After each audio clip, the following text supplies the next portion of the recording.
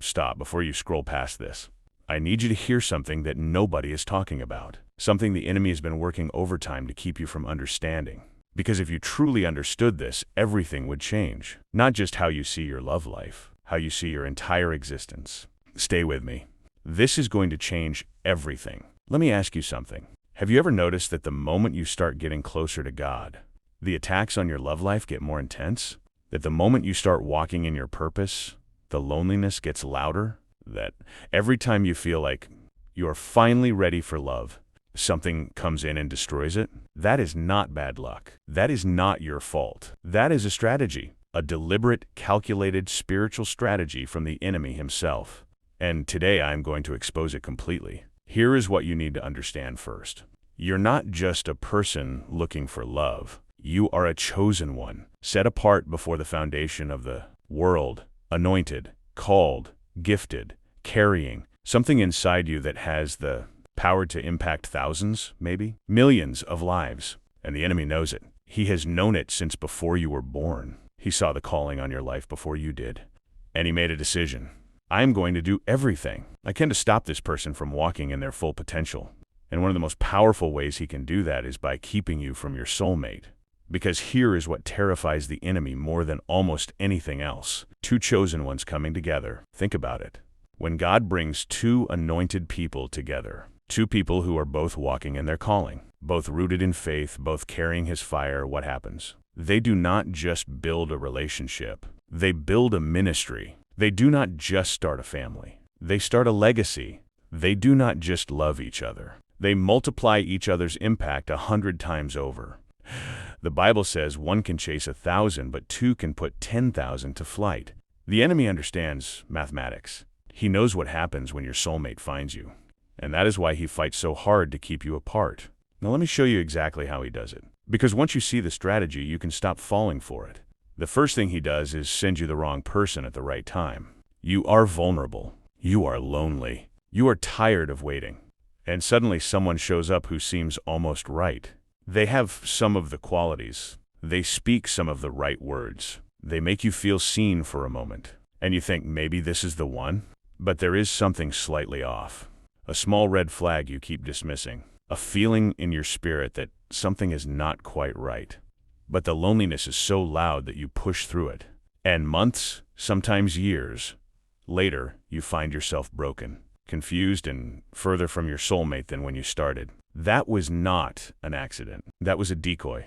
The enemy sent someone close enough to look right, but wrong enough to derail you, to waste your time, to break your heart, to make you doubt whether true love is even real. The second thing he does is make you doubt your worth. He whispers, maybe you are too much. Maybe you are too broken. Maybe the things you have been through have made you unlovable. Maybe God has a plan for everyone else, but somehow you slip through the cracks. And the longer you stay single, the louder those lies get. And slowly, without even realizing it, you start agreeing with the enemy about yourself. You start shrinking. You start settling. You start accepting less than what God promised because at least it is something.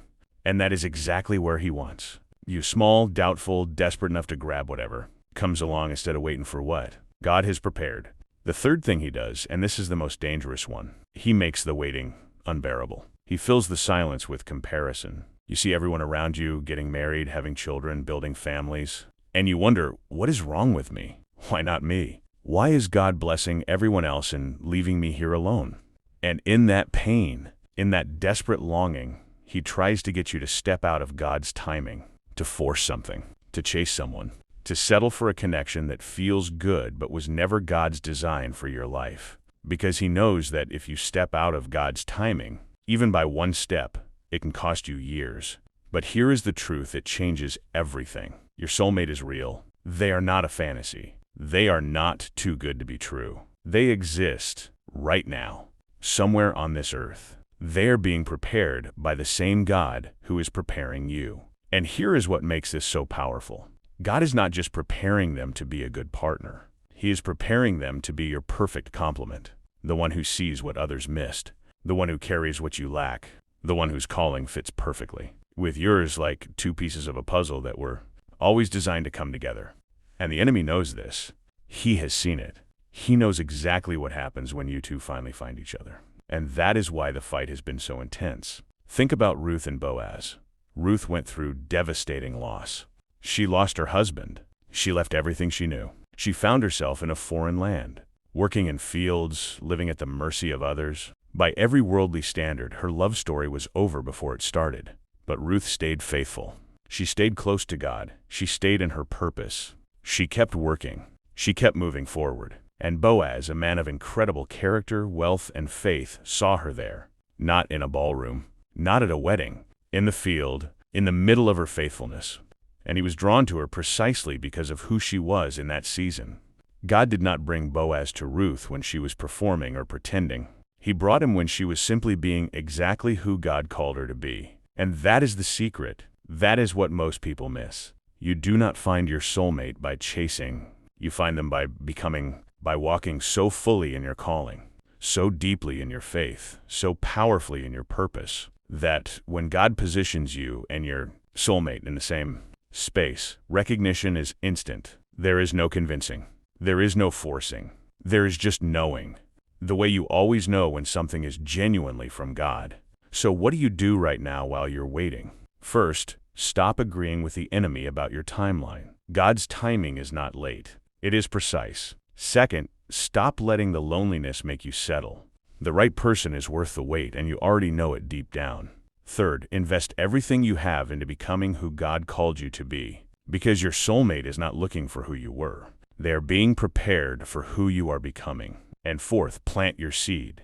This is not just a spiritual metaphor. This is a principle that runs through the entire Bible. What? You sow in faith, you reap in blessing.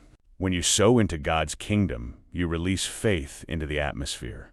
You declare with your actions, God, I trust you with my love life, with my future, with my soulmate. And God honors that faith every single time. Your soulmate is coming. Not because you deserve it, though you do. Not because you have been perfect. None of us have. But because God promised it, and He has never broken a single promise He has ever made. The wait has not been wasted. Every lonely night was building your character. Every heartbreak was protecting you from the wrong person. Every season of preparation was shaping you into exactly who your soulmate needs you to be when they finally arrive. Do not give up now. Do not settle now. Do not walk away from the promise now. Your soulmate is closer than you think. God is working on both of you at the same time. And when He brings you together, nothing the enemy ever did will matter anymore. Because what God joins together, no man, no enemy, no circumstance can ever separate. Walk in your calling. Plant your seed. Trust God with your love story. The best chapter has not been written yet.